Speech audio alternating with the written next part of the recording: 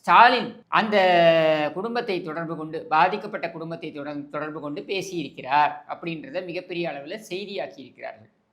ஏதோ ஸ்டாலின் மனமு வந்து பெரிய மனது செய்து இதை இந்த செயலில் ஈடுபட்டது போல இவர்கள் வந்து காண்பிக்கிறார்கள். நீங்களே பாருங்கள் இந்த காணொலியை.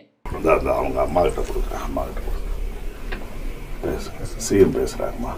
ஹலோ வணக்கம்மா. ரொம்ப சாரிம்மா, தைரியமா இருங்க. ஆக்ஷன் எடுக்க சொல்லியிருக்கேன், சீரியஸாக ஆக்ஷன் எடுக்க சொல்லியிருக்கேன். என்ன பண்ணுமோ உங்களுக்கு ஃபர்ஸ்ட் கால் பண்ணி விட சொல்கிறேன். மந்திரி பார்த்து பாரு, தைரியமா இருக்குமா, தைரியமா இருக்கு. நடக்கக்கூடாது நடந்துருச்சு, தைரியமா இருக்கு. நடக்கூடாது நடந்துருச்சு, தைரியமா இருங்க. நான் ஆக்ஷன் எடுக்க சொல்லியிருக்கேன்.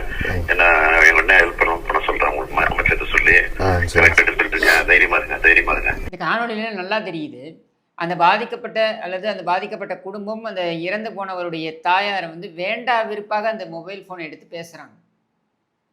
அவங்களால அந்த நிர்பந்தம் தாங்க முடியாமல் தான் அது பேசுறதுக்கான ஒரு இடத்துக்கு தள்ளப்படுறாங்க. நீங்களே பாருங்கள் எப்படி வந்து அந்த அமைச்சர் வந்து ஐஸ் ஃப்ரூட் பெரிய கருப்பன் இந்த அமைச்சர் வந்து இப்படி வந்து பேசுங்க அப்படின்னு கொடுத்து அங்கே நெருக்கடியை கொடுக்குறாருன்றதை பாருங்கள்.